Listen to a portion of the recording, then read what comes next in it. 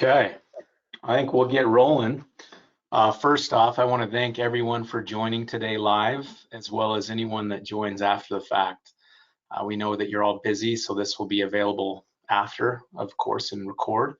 You can download it, check it out. Would love to continue the conversation after the fact as well with any questions that you may have or discussion points. That's really where we're focused on, is banding together and opening the dialogue. So we're excited to do this today. Thanks also to Home Healthcare News for hosting. I'm Bridger Meekum, Head of Marketing here at CareXM. Honored to introduce our expert panel. I will give you more detail on each one of them here shortly. Today we're going to discuss reimagining telehealth for home care, how we can reduce burnout, improve outcomes, raise satisfaction, and lower costs with using RPM the right way. We're really in the next phase, I would say, of telehealth, of RPM. There's a lot of promises there, and it seems to have fallen short in a lot of ways. So we're going to discuss some of those challenges, as well as how to solve for them and some of the best practices and outcomes that we have seen with our partners.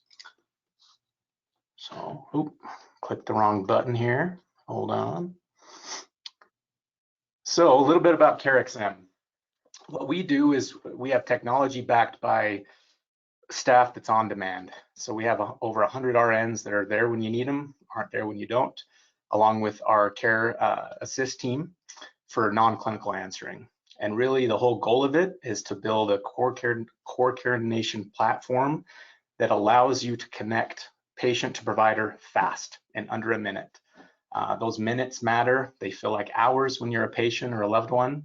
We help you do it fast with backup to give you peace of mind and staffing.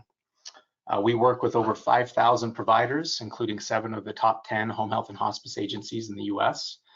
And we're really built on building agility and flexibility in the hospice and home health setting. Hey, Bridger, sorry to interrupt you. We're still looking at your title slide. I just want to make sure. Sorry. That's okay. Let me move that.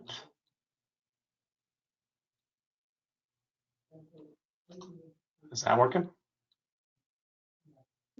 No, yeah. Now we've lost slides. Now we just see us. Yeah, hold on. There we go. There you go. That's what we do. Perfect. My bad. Off to a bad start on my end. All right. Well, so with that, let me go through here real quick. So the objectives that we're going to hit on today. We're going to hit on common challenges in home care that providers have faced with building and sustaining an RPM program. We'll also hit on the solutions to overcome those as discussed. That'll include patient identification, education, and engagement to drive results. And then really hit on the fact of how do you take a program and make it viable for an organization. And Stacy Brown, who I'll introduce more in detail, will cover a lot of that as well. And then we'll cover, of course, the demonstrated results and how to reduce ED readmissions, improve outcomes, improve patient satisfaction scores, and overall just drive better outcomes for all involved, clinicians and patients. So we have Stacy, hold on, look at that. Stacy Brown. I don't know why that animation won't pause there. So Stacy Brown is an experienced leader in the digital health space. Stacy began her career in healthcare as a registered nurse in acute care hospitals, specializing in critical care. She eventually transitioned to focus on the population health side of healthcare, where she has spent the past 17 years. Stacy is the former VP of Clinical Services at CareCycle Management, an early adopter and innovator in the RPM market, focused on the Medicare population. Stacy is currently working as an independent consultant focused on helping both startups and established organizations integrate technology, develop machine learning models, build quality RPM programs, and evaluate technology solutions to enhance the quality of care, reduce costs, etc. Our next speaker as well in the thought panel will be Deborah Goldbrand. Deborah has over 23 years of experience in the healthcare industry, which includes critical and chronic patient care, clinical program development and management, healthcare administration, and consulting. I love this. Her passion and focus is creating, developing, and implementing clinical programs that incorporate cutting-edge technology to increase access and improve outcomes and communication with patients. Her goal is to be a driving force in helping our elderly cope with chronic and acute disease processes in a dignified manner in the safety and comfort of their own homes.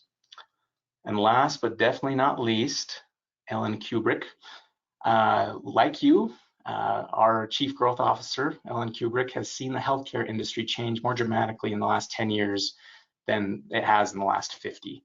With more than 15 years of expertise in advising and tailoring solutions for government-regulated medical industries, including health systems, physician practices, home care, hospice, and long-term care industries, she is able to help acute and post-acute clients to improve clinical outcomes and increase revenue.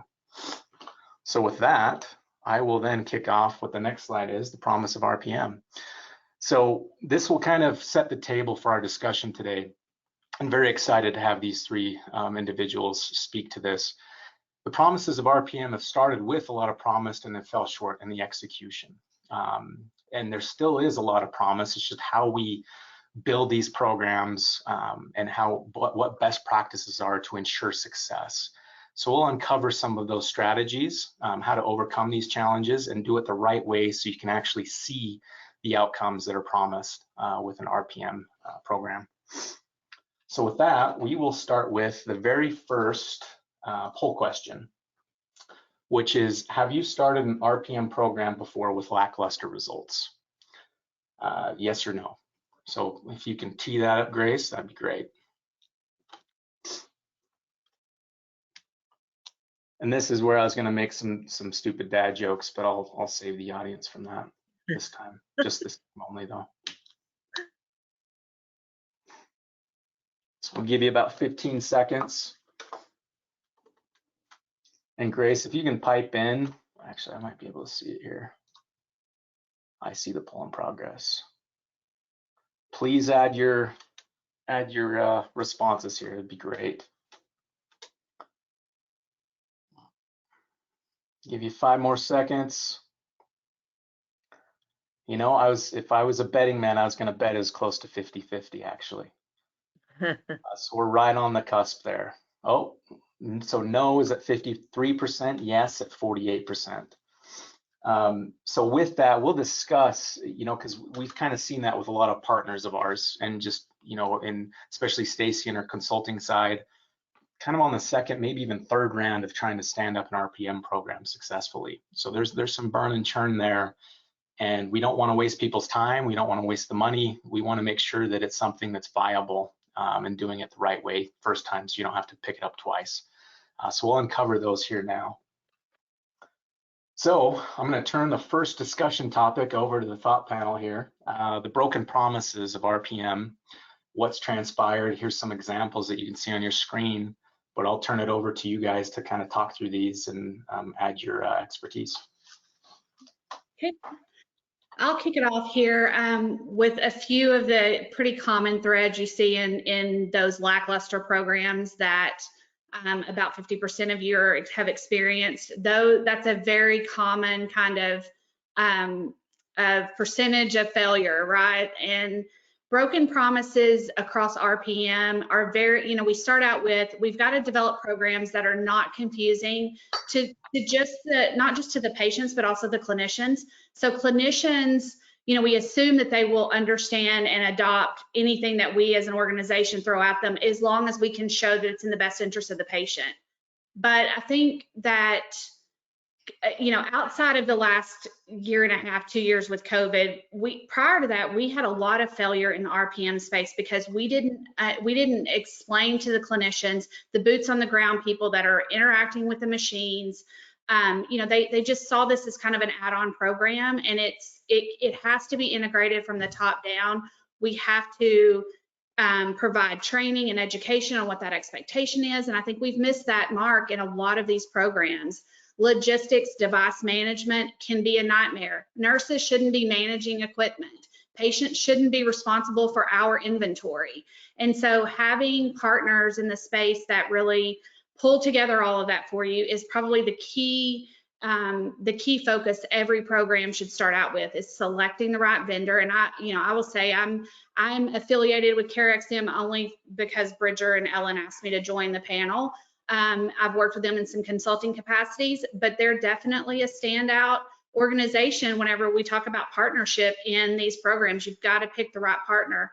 And then from an integration and clinical support perspective, ensuring that you partner with programs that have clinical support and clinical expertise. This is not something, RPM, I've worked with a few academic entities that have integrated remote nursing into some of their curriculum, but as a general rule, we don't get trained up on how to treat and assess and intervene on a population remotely. And so we've got to lean into those industry experts and people that have been around a long time. And Deborah can talk to kind of what that clinical support and integration looks like from CareXM specifically.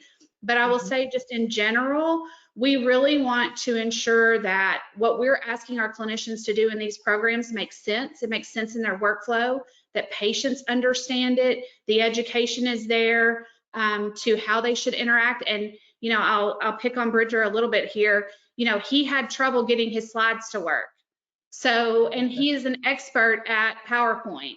And we want to just throw these programs at our clinicians and our patients without explaining to them in depth and supporting them through that onboarding process of adopting an entire new interaction with the healthcare setting. And that goes for the sick and the wellness side of things. You can throw a Fitbit at somebody and get some really great data, but if they don't take action on that data, then we haven't lived up to our end of the bargain.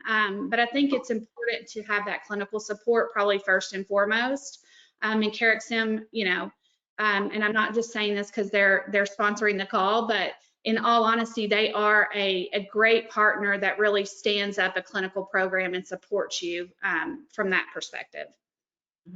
Thanks, Stacey. I was going to jump in right before you, Deborah, just because Deborah is our clinical guru here at CareXM. But one of the things that we've seen in terms of broken promises is there's a lot of talented software developers out there.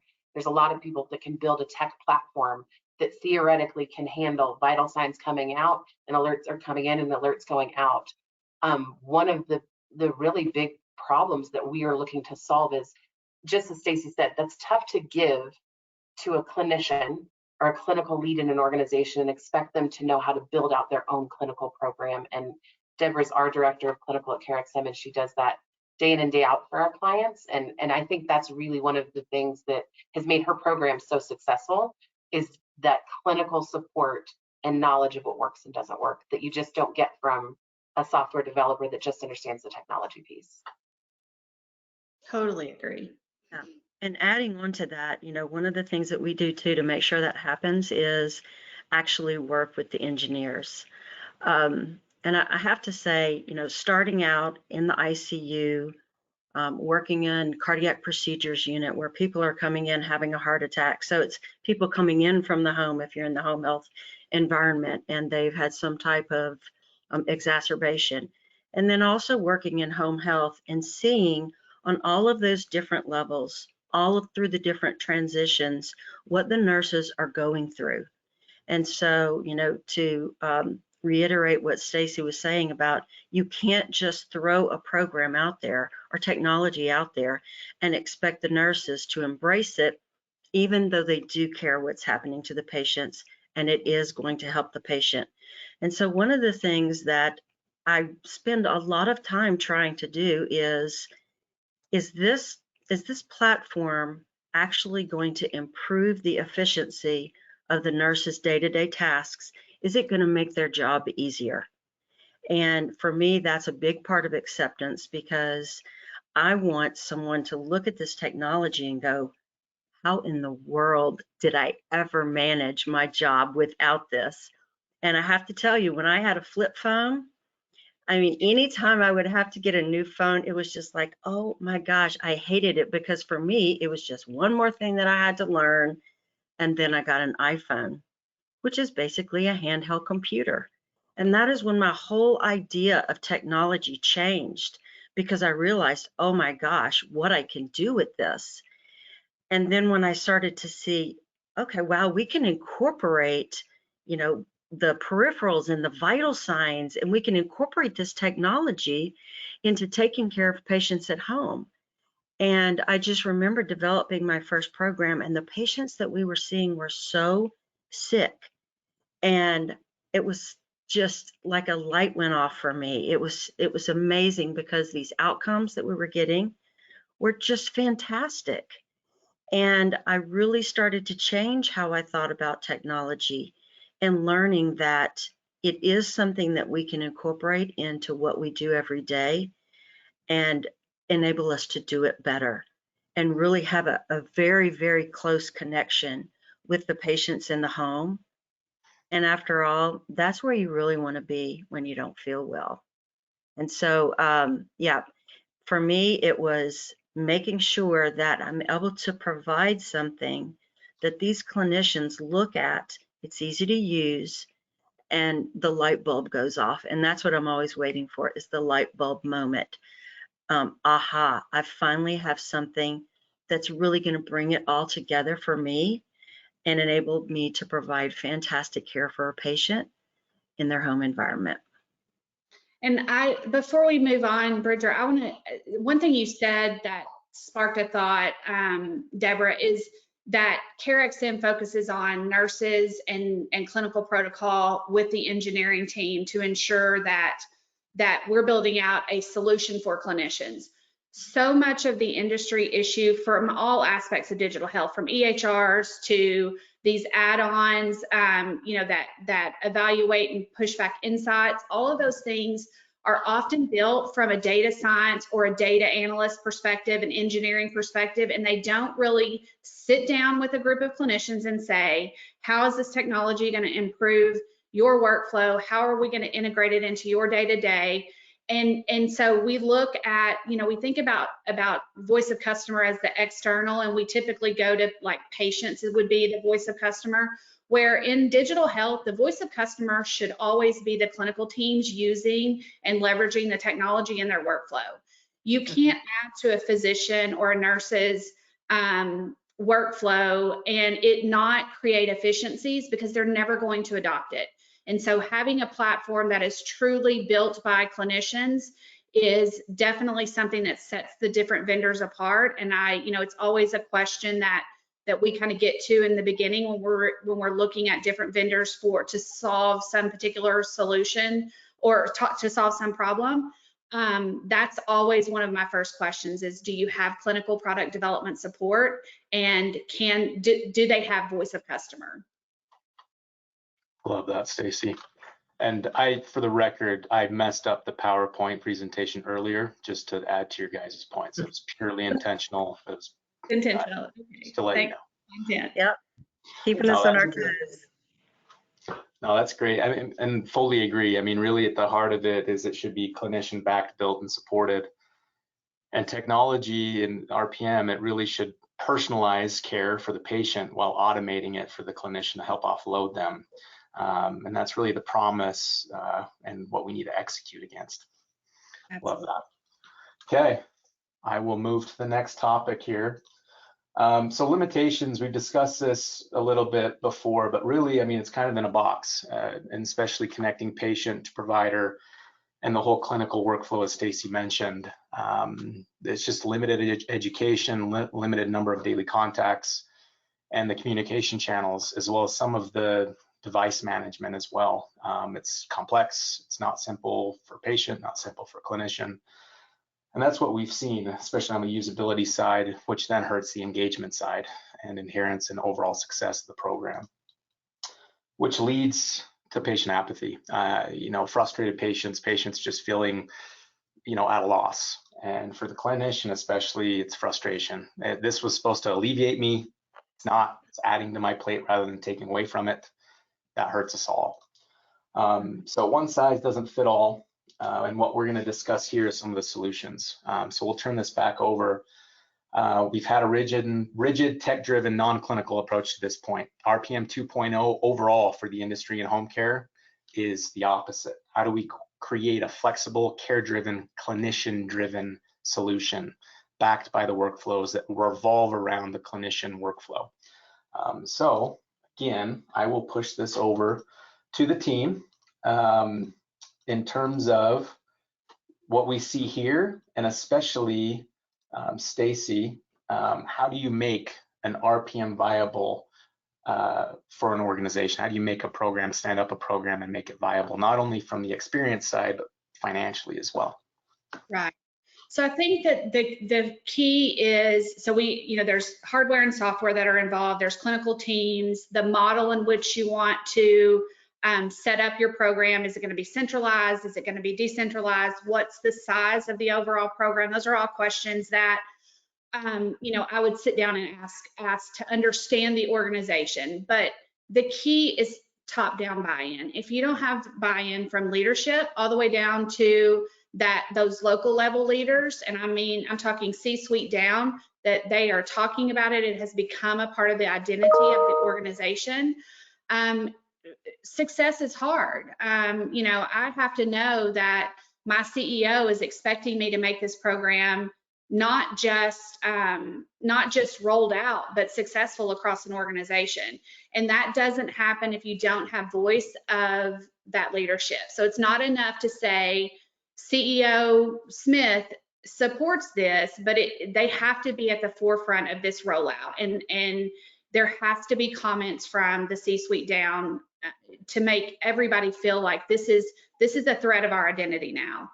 And then identifying the goal of the problem you're trying to solve. Are you trying to solve a readmission issue?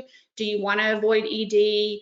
Are we having, and we'll recognize risks, those risks drive down, will recognize reimbursement increases and savings for those at-risk entities. It may not necessarily improve the home health bottom line, but it will definitely, through partnerships where you go out and develop with these value-based care programs or health systems that are at risk, to create a ROI around that.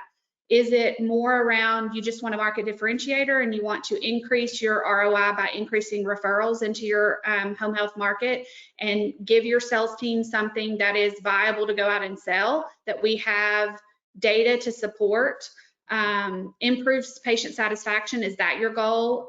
Those are some examples of some goals that you really want to understand. What is leadership's purpose of spending an RPM program to roll out? It's not a cheap, inexpensive way to provide care initially.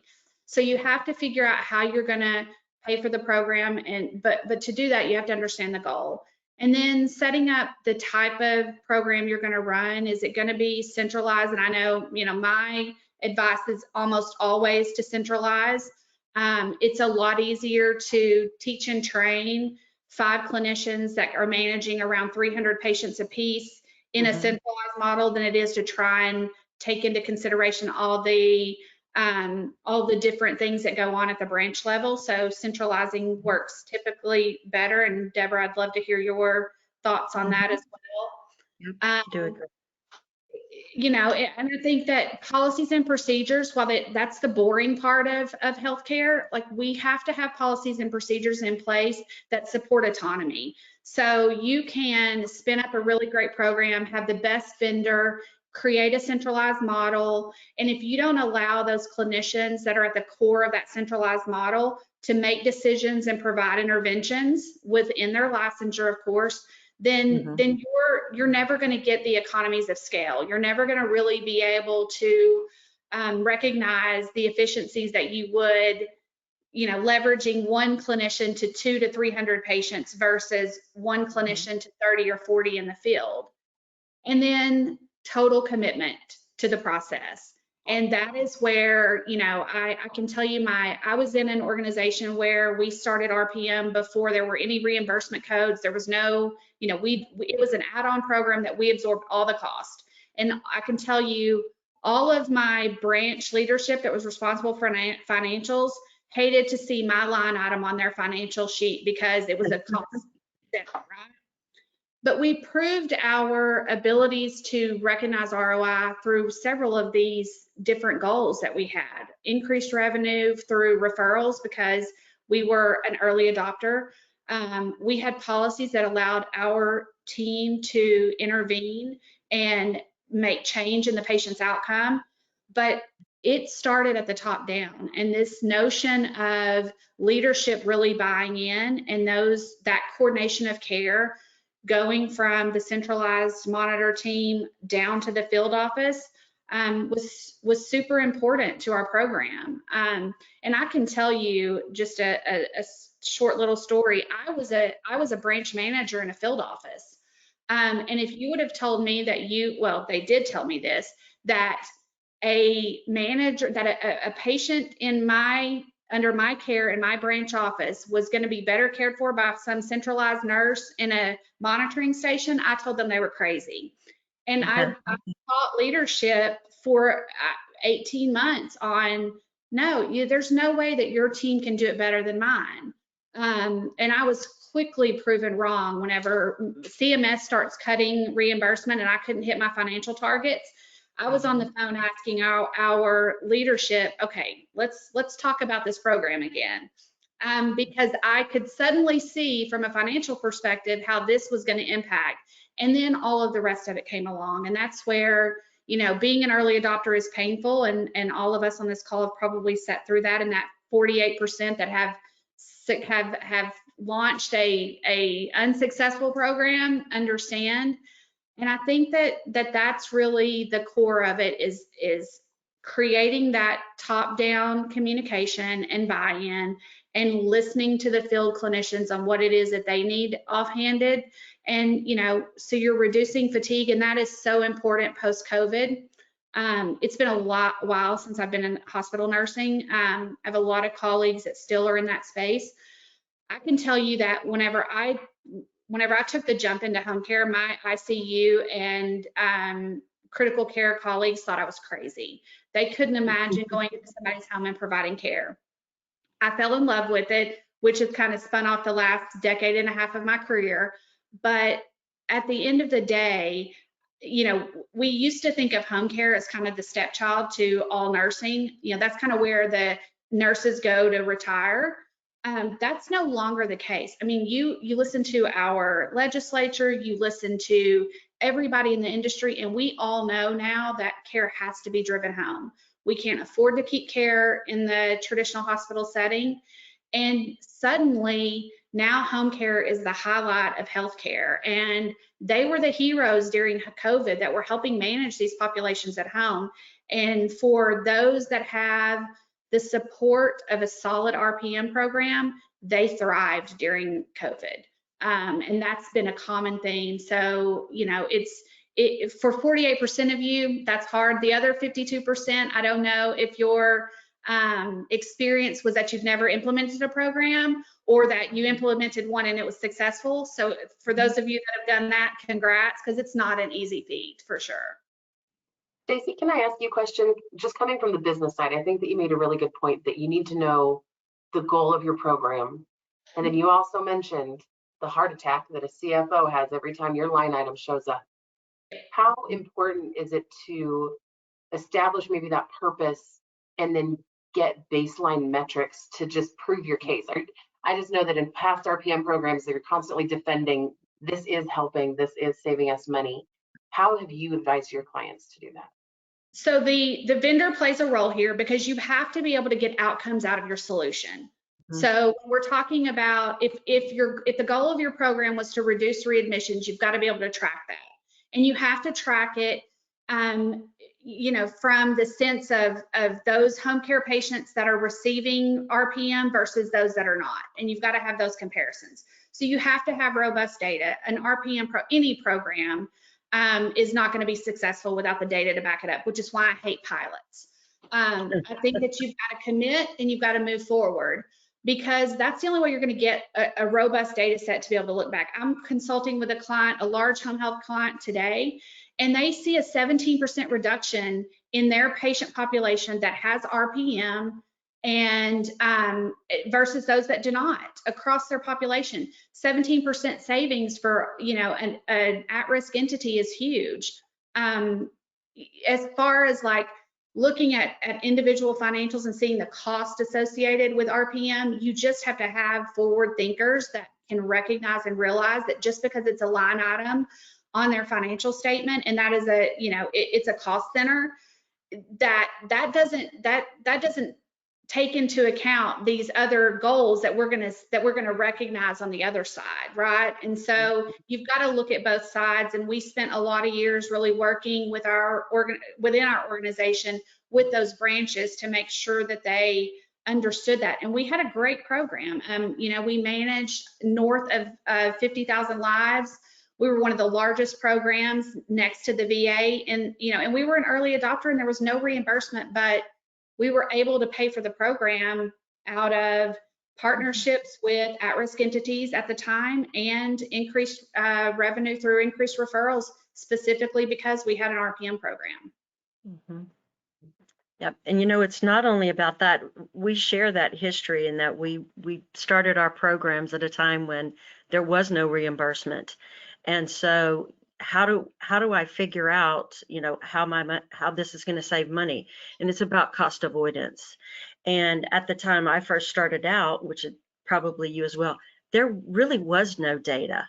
So, now you look back on it and there are years and years of data that support exactly what we're saying. But, you have to look at, what are my hospitalizations? This is my patient population. How many times have these people, and get granular with it, how many times has Joe Smith gone to the hospital this year? 6 times? Okay, well, how many ER visits? 8? Okay, wow. What is the average cost of that? So putting the numbers to it and proving, and that's what the C-level wants to see. They want to see the numbers and they want to know that it's accurate. And, we talk about goals and how important they are. C-level has their goals, and I thought about this when I worked in the hospital, how the nurses were always saying, gosh, if we could have these supplies, and the C-level was always saying, we don't want to pay for these supplies. And we always thought that, we needed more and they wanted us to do with less. And then how do you meet in the middle? But for the goals, you may have that cost avoidance or some type of financial gain from that. But you can make the clinical mindset meet with that C-level, because you improve those outcomes. And after all, that really is what we want to do as clinicians. We want our patients to get better, and we work really hard to make that happen. When you have an RPM program, you are improving the outcomes, and that does equate financially. So Absolutely. It's been one of the only times that I've been in healthcare ever where those two things actually work together. And it's not something that's separate, one actually feeds the other. And so it's been a beautiful relationship to be able to show that and prove that. And I think that, outcomes are, ultimately we all want our patients to have the best experience. We want them to be in the healthcare system as little as possible. We want them to be well more than they're not. That's not the reality for our home care population. They're often very sick. They, often are potentially even in the wrong type of program. They should be in a hospice or palliative program, and they're in home care. Home care doesn't have the greatest reputation, right? We have some dirty laundry that we all want to forget about.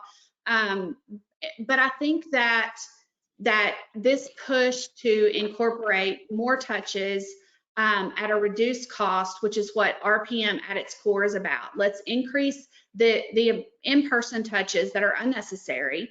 The historical approach to home health is to put everything on a schedule. So you schedule out your visits for an episode. There's still reason to do that, right? We still have to do visits and we still have to have those in-person touches, but it's not enough. These are very sick patients, and we can't afford as agencies to go out and provide, in-person care 2 to 3 times a week to ensure that we're meeting all the needs of our patients. So if we can centralize some of that care, automate some of it, attach technology to it, and really increase the touches, because we're doing them virtually, we have a lot more bandwidth, we're centralized. That improve, all of it just kind of happens. That's the magic in all of it, right? Is that we're not decreasing care, we're increasing touches. And I think that that is something that kind of gets lost in all of the discussions. The other thing that I think every organization struggles with, that's larger than probably 2 or 3 branches, is whenever you have this centralized team, and this is what I've struggled with. So we had 25 branches, we were spread across 2 states. We were a centralized model, but it took a lot of work and a lot of effort for continuity between the boots on the ground team and the centralized monitor team. They have to know that they're in one another's court. They're not this siloed kind of approach. And that's a hard thing to do. It's hard to, you know, I struggled coming out of home care because I was coming out of the hospital into home care because I was so used to these 4 walls. And if I needed respiratory, I called respiratory or therapy or whatever. If I needed supplies, somebody went and tracked down the supplies for me. Whatever it was that I needed was right there. It is a hard job to be a home care clinician. You never know what you're going into. I'll never forget my first home care visit. It was traumatic. And coming out of the hospital, you know, and so, you know, those things, it's not an easy job, and we have to be cheerleaders for those home care nurses, and our programs should supplement them. They're not here to replace them.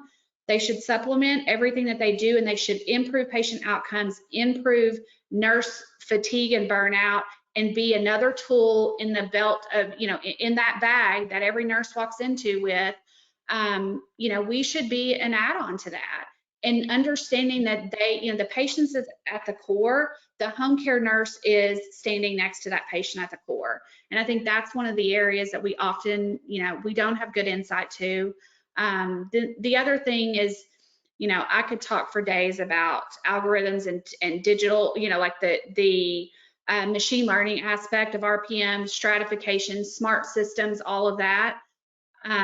You know, and we need all of that. We need technology, and we need specifically RPM to go that direction and get more insightful, push out more information from the algorithms. But out of the gate, you've got to select a vendor that has that same vision, that your goals align, and they can show up and do what it is that you need them to do to support not just the patient, but that nurse that's, you know, that's in the field. Mm-hmm. Yep.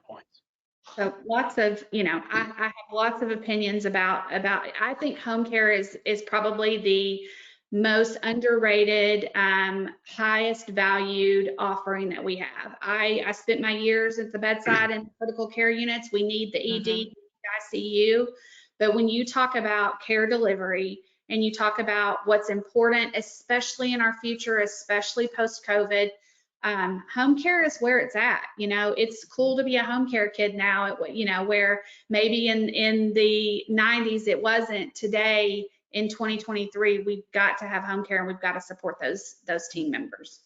Right. I came from that too. I came from the bedside. And now when I think about that, what I tell people is the one place you want to avoid is the hospital, because I've been there and you don't want to go there, you know. And so you're right, these clinicians that are out there, you really have to have the ability to triage. And because you don't have somebody to call on, when you've got that RPM team, it can be me, one of the nurses on the phone, going, hey, you know, I just want to let you, I see that you're scheduled to go out and see Mr. So-and-so. I just want to let you know that these are what his vital signs are. Make sure that you check for XYZ. And on the flip side of that, maybe a clinician is in the home and there's a lot going on. If you've got something going on in the home and you really need to get in touch with a physician, how often have we done this where, you know, okay, the nurse calls the physician. All right, well, then they're going to call them back. Then they go out and they're in the home of their next patient. Then the doctor calls them and they never talk. I mean, it could be hours, where you can actually leverage your RPM team and say, hey, I'm in Mr. So-and-so's. I've called out to the doctor. Can you please follow up with them for me? And they've got all, the RPM team has all the data right there. They've got all the vital signs they can share with the physician. They've got all of the notes that they know what's going on. And so it really becomes a team concept. And that's when you get that huge buy-in from the field staff, and you're able to centralize because they're working for the same goals. And making sure that we, that they know and understand the backgrounds of their, the call center clinicians.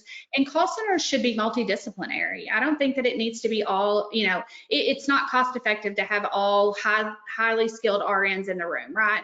We need to, in some cases where physical therapy is is a highly utilized service, maybe there needs to be a physical therapist on the team, non-clinicians that are following up on things that are missing, vital signs, technical issues, whatever it may be, doesn't require an RN. And leveraging every single person in every single care setting at the top of their license is the only way that our healthcare system is going to survive, right? We can't have physicians doing things that don't require a physician's license, and the same trickles all the way down through all of the disciplines. And I think that that's something that gets lost. Either the programs that I consult with are either stacked too heavily with RNs and they haven't considered any other discipline, and their program is too expensive and the CFO says no more. Or it's the opposite, where they have a lot of coordinators and we're not getting a lot of clinical licensure there. Oh, that's great. That's great. I fully agree. I think the benchmarking, especially, and to your point, Stacy, I mean, 9 out of 10 adults 50 plus want to age in place. That number has grown substantially. And meanwhile, we have a declining pool of clinicians. So we have to take a different approach rather than us all just trying to hire more bodies. We need to automate, we need to personalize care and utilize technology to augment it. Love that.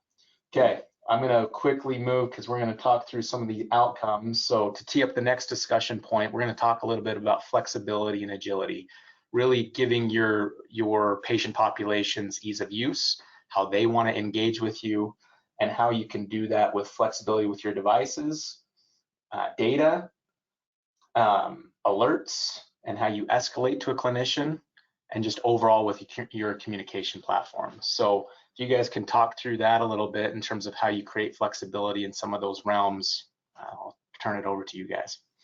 This is probably more for Deborah from the CareXM perspective, but I want to say one thing. Vital signs, biometrics in general, are not the end all be all. We need to understand that screens are important, not a one-off blood pressure. I get very frustrated when I go to my doctor and he wants to make a change because he took one blood pressure today. So I want to see the trends. Understanding what is going on with the patient in between touch points is important, and leveraging a system and technology that can do that is important. And it goes back to making sure you pick the right partner. Don't pick a partner because they're the least expensive. Pick a partner because their clinical platform and their clinical content and wraparound programs will support yours. Right. I can speak a little bit to devices before you get into the clinical thing, Deborah. Just Sure. One thing we've really found is that as technology has advanced, it really goes back to what Bridger put up there earlier, is that one size doesn't fit all. So when you are a health system, for example, and you're managing populations that span multiple states, you have a lot of patients that may be in a very rural area where they don't get a cell signal. You may have others that just don't have Wi-Fi. And so the fact that all of these devices are Bluetooth enabled, right, they're transmitting data into a platform, it's really nice to be able to be device agnostic, where your platform can pair with a multitude of devices, because you may have a different set of data collection peripheral devices for one patient as you do to another. So cellular enabled devices that have built-in cell signal that can transmit, Bluetooth enabled devices that can take advantage of Wi-Fi. Bring your own device, which you might see BYOD kind of thrown around the industry, where they can use their own phone or their own tablet to submit biometrics as well. I think that is probably where I would say that the flexibility is something that we would recommend when you are building out an RPM program. Is think about the end goal of what you want to achieve. Again, we want to build this platform, what the clinicians are using, build that with the clinician as your customer, as Stacy mentioned, but then also really start to think about the varied patient populations that you have and what their needs or their gaps might be that we could potentially solve with flexible devices that work differently. Definitely very important, Ellen. It's all about, all the patient thinks about is the device, right? Yeah, and if you want to get away from that apathy, you've got to make it easy to use for the patient. So it can't be hard or they won't do it. Agree. Yep. Love it. Right. So we were talking also a little bit about the clinical side of this and making sure that you have a platform that is going to provide the content that you need when caring for your patients. And that is something that I've seen a lot of variation with over the years as well. And that is, yes, you've got this amazing platform, but you have to spend so much time trying to build it out, trying to put information in there that you're going to be able to utilize with your patients so that you get the data that you need. And that's one of the things I think is so important, being able to have literally a platform that has everything already built in for you. And we actually spend a lot of time trying to get that content right, making sure that's going to fit whatever the provider needs. And it's going to be delivered in a way that isn't intrusive for the patient. So I agree, just getting biometric data is not the end all be all. It's also important to be able to send out questions and reminders for those patients where you're getting answers about what the patient's symptoms are. One of the biggest things in home health is, you get to Friday and then you get that Saturday call and the patient's out of this or they're out of that. They don't have any strips for their glucometer.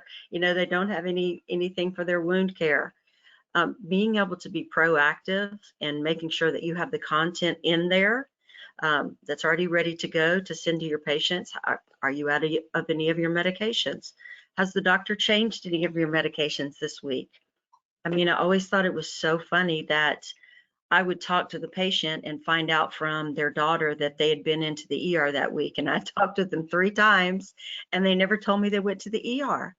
And I would say, why didn't you tell me? Well, you didn't ask me. So it's important to send out those questions. Don't assume that they're going to provide you with all of the data. You actually have to ask for it. And you need to send it out in a way that's going to be easy for them to understand. And maybe in a way that's easy for me. I love the fact that we can text with our patients. I'm a huge texter, but sometimes you need to have the ability to send out an IVR call, which is a voice recording, because you don't have somebody that has great eyesight and they can't see. So being able to answer all of the different challenges that you may have with your patient population is also very important. And I would say that, I would challenge all RPM companies to start taking that data and creating insights, looking at that data from a machine learning perspective. What can we garner out of this from algorithms that we then feed back into the system so that we are just getting smarter and smarter from a platform perspective? That is something that I will say I've been very happy in working with CareXM. And this was not a plug that CareXM asked me to give, but I will say that I've been very happy with the agility to listen to the organizational concerns and then take that back and implement smart solutions, not just put a Band-Aid on the problem, but really introducing smart solutions to the problem sets that we see all the time. And we want to just become more and more efficient. And I think that the data science, algorithms, machine learning, AI are all going to be a very important part of the discussion over the next 2 to 3 years. Mm-hmm. That's great. No, thank you. And that kind of ties back to the qualitative and quantitative data overall too, in terms of, got the financial side, but then also how we're bringing in the, improvement in patient outcomes between these 2 topics, which will tie into our last topic. I want to make sure that we have some questions and comments coming in too that I want to make sure that we cover. So quickly here, the last thing that we'll cover, and there was a question about the recording. Yes, it will be provided to each one of you that registered. We'll also post a link out as well so you guys can view this later. So this goes into our poll question. I want to make sure that you guys have time for the poll question, as well as time to go over outcomes and Q&A. So poll question 2, what top 3 benefits would you want to achieve most with an RPM program? And you can see the options there. Please choose your top 3. Improve patient outcomes, relieve staff burnout, reduce ED readmissions, proactively meet patient need, and then of course RPM reimbursement, which we've had some comments around that I want to make sure that we cover. So as you guys answer those questions, I will actually have the team move to outcomes. You can keep the poll open if you want, Grace, for a little longer. I just want to make sure that we hit on just some of the outcomes that some of our partners have been able to achieve, as well as just overall what the industry, if anyone has something to share, let's all learn together. So we'll send this deck out as well, so you guys can review that, have that to review. But here are some of the outcomes, home health agency outcomes that we've been able to see with RPM programs. So I'll let the team talk to some of this. I'll turn it to you guys. Actually, hold on one second. Let me hurry and hit on the poll results. Can you guys see that, Ellen and team? I love it. Outcomes. I'm all about the outcomes. Yes, agreed. Agreed. And reduce ED readmissions is very much, of course, tied to those outcomes as well. Yes. So I'll let you guys kind of pull in the outcomes as well as what we're seeing from the poll results. I'll turn it to you. I can speak to this, Deborah, if you want. So this is from one of our clients that was using our platform and devices after 14 months, and they got to a really well-oiled machine type of a program where only 1% of alerts were escalated. So their internal team and some consultants that they'd hired to monitor their data were able to manage almost all of the findings by themselves without having to escalate to a physician. We want to limit how many alerts we're escalating to a physician as much as possible, because we know how busy they are and the likelihood that they're getting back to the patients. We want to try to manage those there. They had less than 1% ED visits. It was a phenomenal outcome. It was reduced from somewhere around 17% to start, and they really managed those down to almost none. And they also got 99% of their patients adherent, meaning that they were taking their vitals daily or as requested. And that had a lot to do with the engagement that they paired with the RPM devices. So as Stacy and Deborah had said, biometrics aren't everything. They definitely were taking biometrics, but they were also really engaging their patients through education, through wellness reminders, asking questions, as Deborah said, about what they needed going into a weekend. And it really created a cohesive care coordination program that did result in those outcomes that so many of you are looking forward to achieving. Those are amazing results, Ellen. Yeah, it was exciting. Yeah, those are. So anyone have? I want to make sure that we hit questions. We only got 7 minutes. Are you? Let's do some questions. From line.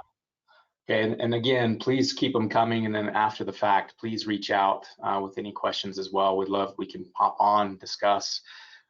We're all in this together to make change happen. So one of the first questions is from Matthew Weeks. Oh, he doesn't mind me saying his name. Can you comment about the context of the first outcome slide? How many patients and how many inputs were monitored and which ones? Oh my gosh, and I don't have that off the we can top follow of my head. up with We that might have too, that Matthew. I don't know if you've got the white paper that we can share with the team afterward, but I wanted to say that it was 1,200 patients, and they were monitoring weight, blood pressure, pulse ox, and heart rate. Incredible. Perfect. We will shoot that over to you, the specifics, Matthew, to make sure, and to the rest, of the audience and registers. All right, next one. I would like to see if you can discuss predictive analytics. It's broader based. Anything to add there? Around anything. I mean, I guess we could talk about predictive analytics in general. I think that's the direction that any platform should be going. And so the one that's probably been studied the most, where there's a lot of data-based evidence, MedPAC has done a lot of work on it, is prediction of readmission. So including a risk of readmission is always helpful, right? You want that layered on top of your program.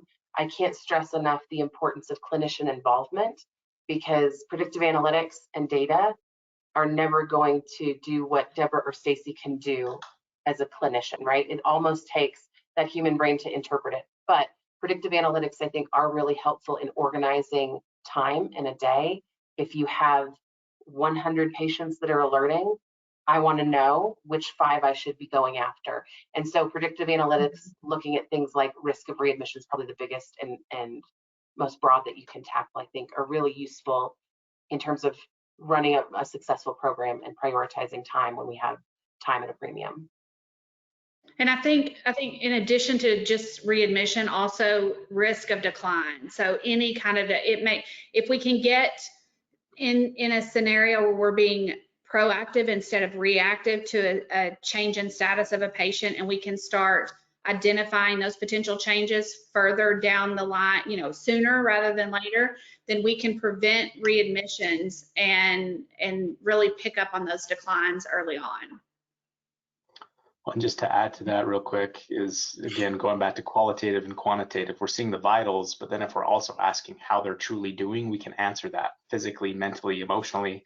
We can do that through the surveys and truly answer how someone's doing, rather than just, oh, I'm okay. Those responses have to be discrete. I mean, we have to get responses back out of a platform that are discrete and can be used for data analytics and building these predictive models. And that's often an oversight when you're selecting a program. And there's so much, it's not just, it's not just the numbers, it's utilizing the numbers in combination with the clinical side of things. I've got Mr. Joe Smith, who keeps gaining weight. I'm talking to him on the phone and he's telling me what he's eating, and the picture just isn't adding up. When we send out a question and, have you had any, are you out of any of your medications, and find out that he's out of his diuretic. And the reason he's out of his diuretic is because he can't afford to get any more. So really it's much more complex than just the numbers or even just the algorithm. Having everything work together synergistically is extremely important. And, when I want to come back to that, we talked about this a little bit earlier, but, having not just clinicians, but somebody that can actually reach out to those community resources. So there's a place for everybody on the RPM team, because there's a great need with the patients, and it's not just a clinical need. Great. Okay, there's more questions piling in. We'll definitely have to address some of them after the fact. Real quick, so one question is time to disability or time to mortality. Do we have some of those measures? I don't know about CareXM specifically, but from a general perspective, I don't think that the industry is looking at it from that perspective. I do think that we use some of those, the mortality and end of life, as exclusionary to RPM. It's counterintuitive to call and remind a patient that they're declining when they're on a path to decline, right? So we have to be very aware of that. And RPM, I believe that technology can be used in those spaces. As far as, from a disability or decline perspective, that's really where I think predictive analytics has to go. I don't think it's enough to say that you have a risk for going back to the hospital. I think we have to be able to identify when a patient's declining so we can get in front of that decline. And if a different program supported with technology is more appropriate, then we need to be brave enough to call that out and get them into the hands. I have a huge passion for palliative care as well, and I think that it is one of the most underutilized areas of healthcare. And so let's be realistic about when we need to shift patients that way. Mm-hmm. Mm-hmm. But I don't think we're looking, I think there's just not a great effort. We're still learning about what we should be looking at. We all probably have different opinions about what that should be based on kind of where we sit in this space. But overall, I think we have to know when our patients are going to go back to the hospital. We have to identify it early, and we have to identify decline. Got it. I don't know if Grace and Home Healthcare News will let me ask one more question to end on. Let me know, Grace, if not. Just really quickly, what was that, Grace? Go for it. Thank you.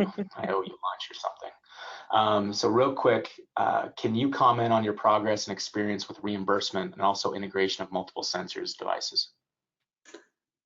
I can tell you my experience with reimbursement is that CMS as a whole doesn't think we're using these codes enough, right? They created reimbursement codes for RPM. They're underutilized. And the core to that issue is who can bill for the RPM codes. And so my recommendation is always going to be integrate with your physician networks. They're the ones that can bill for these codes.